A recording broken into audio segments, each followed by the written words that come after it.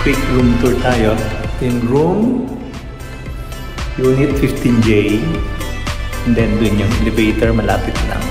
Again, fire exit, and then yun na nga, pag na-enter nyo na yung key code, so pagpasok natin ganyan,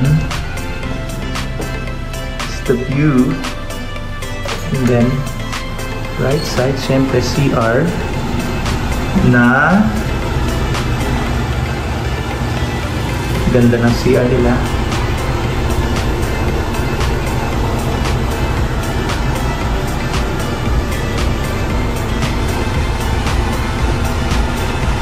With high-tech bidet.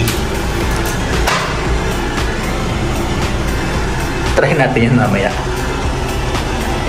So try din natin mamaya kung hot and cold ba to. May free body wash and shampoo naman siya.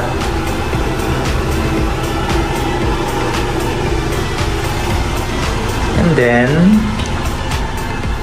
dito sa loob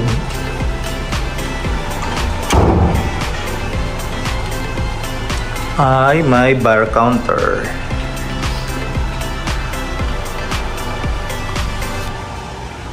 And small kitchen, light cooking lang. Pwede yata magluto talaga.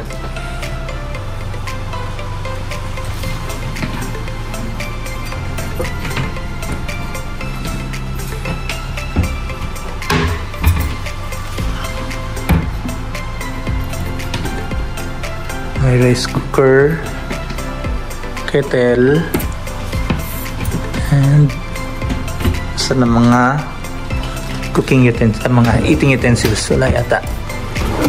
Eto na. May mga utensils, mga pots. Naka-close.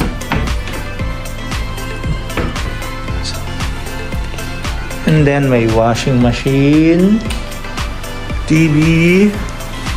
Diyan, saan ka matutulog ngayon? Itong dalawang bed lang. Hindi siya katulad sa ibang merong pull out o sofa bed na pwedeng i-lay down pa ganyan. And then spacious naman siya. And then the view outside, may veranda. And then ito ang view.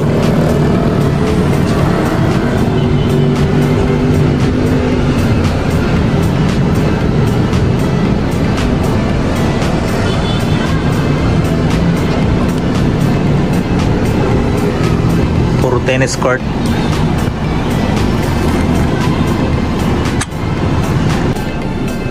So ayun, so far okay naman siya.